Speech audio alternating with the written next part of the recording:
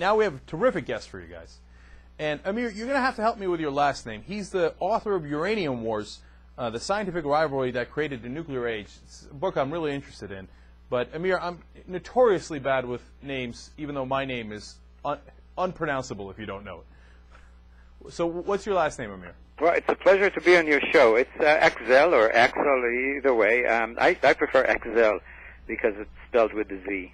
But nobody pronounces it correctly. It's a Hungarian name originally, and it would be impossible to pronounce on the radio. Yeah, I hear you on that. What kind of name is Amir? Amir is Israeli.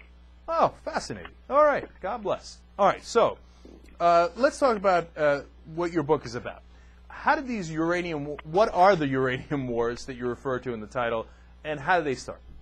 Oh, there are lots of different kinds of wars. So the first war from the title is the war between among the scientists. There are three groups of scientists, one in Rome, one in Paris, and one in Berlin. And they're fighting against each other, each just trying to get its Nobel Prizes, the way scientists work, you know. And they actually all get Nobel Prizes, except for one of them, who's an Austrian Jewish woman who is as a woman, she's discriminated against, and as a Jew as well, and it's the beginning of just before World War II. So, but the rest of them get Nobel Prizes. One of them is Enrico Fermi in Rome, and in Paris you have Irene Joliot-Curie, who is Marie Curie's daughter. Marie Curie got 2 Nobel Prizes, and her daughter got 1. So what the daughter did, and in Berlin you have a person by the name of Otto Hahn, who worked with Meitner.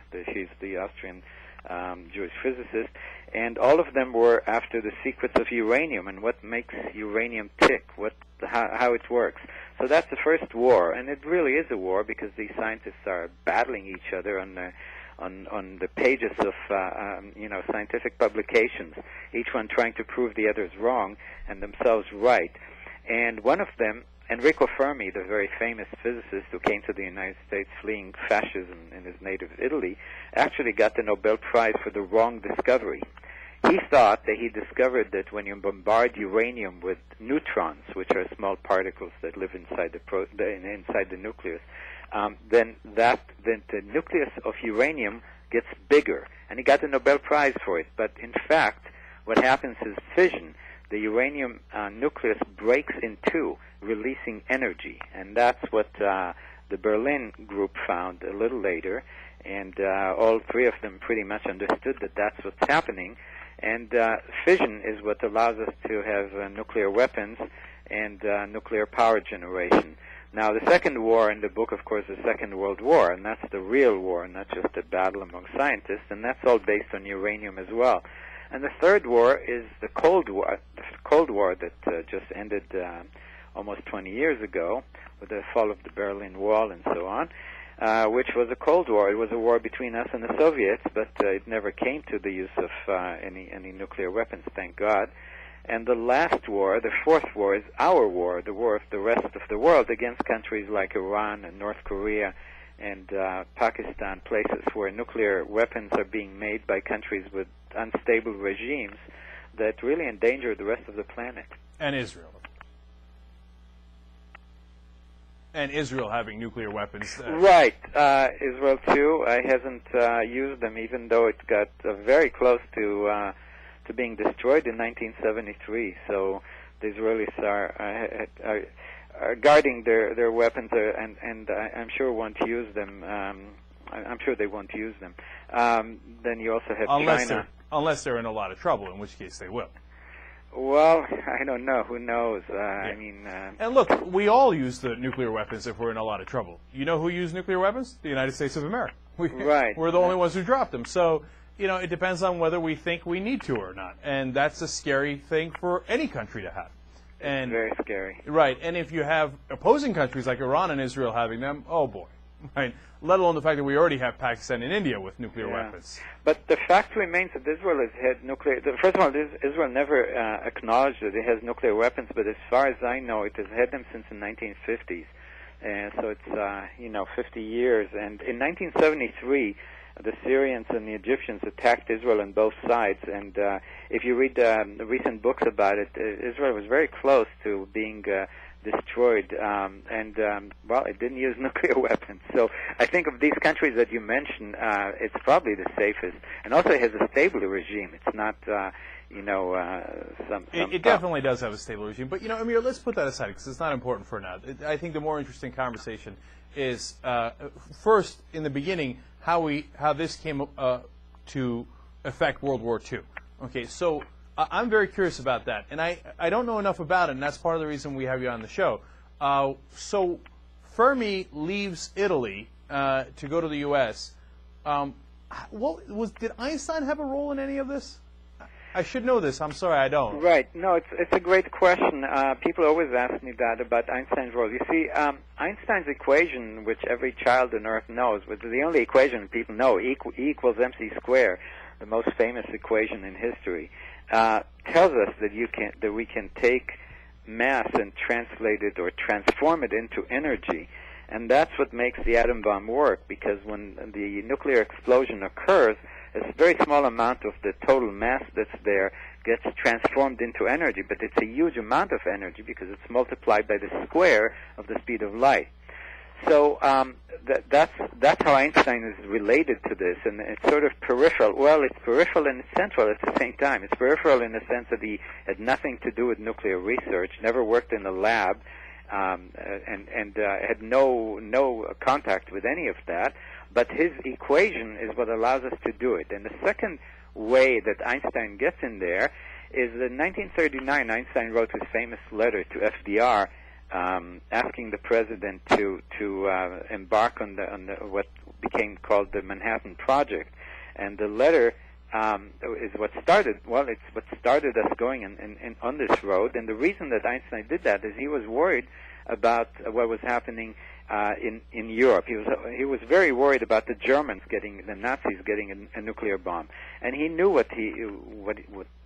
why he was worried, because there was a very important scientist by the name of Werner Heisenberg, who was the chief Nazi scientist under a bomb project, a nuclear bomb project in Germany.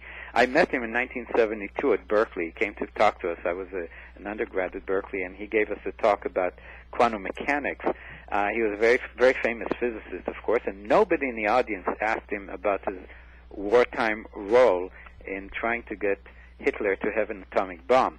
Now, 30 years later, this is 1972, and 30 years later exactly, in 2002, there was a play by Michael Frayn called Copenhagen, which dealt exactly with Heisenberg's role in this work.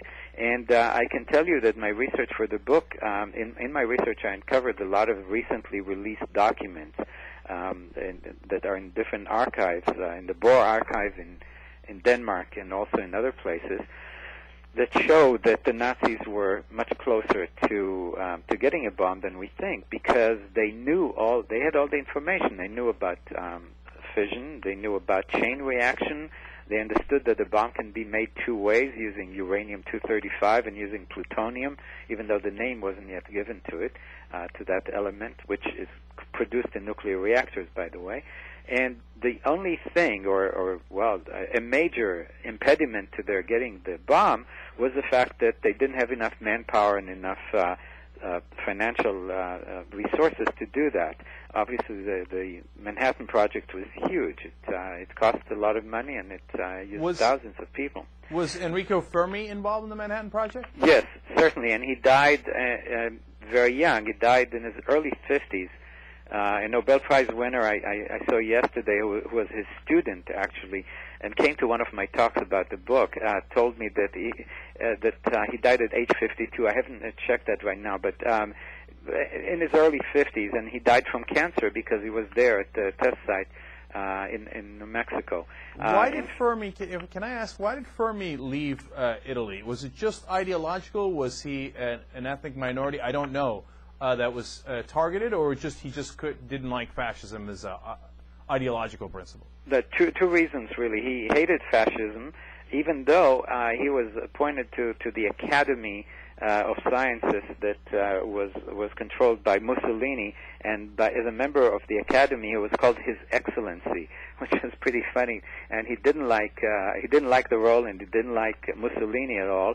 and he opposed fascism. But the second reason was that his wife, Laura Fermi, was Jewish, and the Italians had anti-Jewish laws in addition to the German laws that came later. So Mussolini was actually the first. He gave Hitler the ideas about totalitarianism. That's interesting. When did Einstein leave the area? Einstein left in 1929, I think. Okay, so yeah, fairly early on. Einstein came back and forth, and he left in 1929 for an extended stay. I can't remember whether he came back to Europe or not, but after Hitler came to power in 1933, he never came back to Germany. I actually visited his house, his summer home that was built for him in 1929, and he spent only one summer there. So he left right afterwards, either in 1929 or a little later. Amir, can you make a case that if they weren't so wildly anti-Semitic, obviously it's the most obvious thing in the world, but if they weren't that anti-Semitic, or they actually used Jews as part of the state in Italy and in Germany, rather than expel them and kill them, etc., that they might have won rather than lost? Absolutely. I feel that very strongly because Hitler's purges in Germany, which preceded the extermination of the Jews, when he first took power, before the death camps were established and all that, all the academics, Jewish academics, were kicked out of their positions in Germany, and many of them came to the United States. And the scientists working on the Manhattan Project a big percentage of them were Jews who had to flee Europe and knew about the further persecutions by Hitler, and therefore wanted to help the United States as much as they could get an atomic bomb to counter, such a development in Germany. Yeah, they feared. I love it when racism and in this case anti-Semitism backfires. I know, I do too. Yeah, because, but that's why America has won more. Okay, absolutely, it's a great country. It's a short period of time to judge America's history, but being more open gives you an enormous advantage. Yeah, isn't that right? Yeah, absolutely. That's exactly it. It's a land of freedom. Absolutely. I want to talk about one last thing here before we run out of time. We're talking to Amir Aczel. He is the author of Uranium Wars, a scientific rivalry that created the nuclear age. We'll put the book up on theyoungturks.com in our library section so you can get it from there. Amir, now fast forward to today. I'm amazed that more people don't have nuclear weapons. More countries don't. How can it be 2009 and these guys still haven't figured it out? How is that possible? Yeah, that's a good question in terms of countries like Iran. Iran has been working on nuclear weapons for many, many years now, and their scientists are not as good as the ones that worked for the Manhattan Project, maybe because they're not Jewish. And that's probably going a bit far. Although I have to tell you, when I was a student at Berkeley in the 70s, there were many nuclear engineering students from Iran. And I often wonder what happened to them, whether they're working on the bomb right now. Yeah, it's really a good question. But could it be now? Look, as we're talking here, I come up with a speculation. Of course not, because they're not Jewish. But could it be that societies that don't emphasize education, North Korea, and some of the more dictatorial societies, including some of the Muslim countries, well, if you don't emphasize education, you're not going to have great scientists who can get you a nuclear weapon? I think so. I think what happens there is they are trying to get the nuclear weapons to establish dominance. That's what Iran is trying to do. It tries to establish dominance in the Middle East, and you can see from the time that it's getting close to the atom bomb, and there's all this talk about them in the world, they are really scaring all the Gulf states and Egypt, which was the predominant dominant country in the Middle East. Other than Israel. So all of these countries are worried about Iran. And the same with Pakistan. It's flexing its muscles vis-a-vis India. So these regimes are into weapons because they, as you said, it's instead of education and instead of other things, they're trying to show themselves as the big guys. And well, look, nuclear weapons, we're out of time here, but nuclear weapons are used by all countries for that. You think the U.S. doesn't use it to establish dominance? Of course we do. And Israel, uses for deterrence, as we do and many countries do, but they also use it to establish political dominance in the area. So I'm not sure that's the answer, but I do know that the more countries will almost certainly have nuclear weapons, because it's only a matter of time before they figure it out, and that is going to be a scary, scary world, and perhaps a lot scarier than the Cold War, where we basically had two sides that were didn't want to understood the consequences of launching those weapons. Right, I agree with you. I think that the current economic crisis, though, in an ironic way, is helping us because it's slowing down the countries that want nuclear weapons because it's a very resource, heavy kind of operation. Yeah, that is true.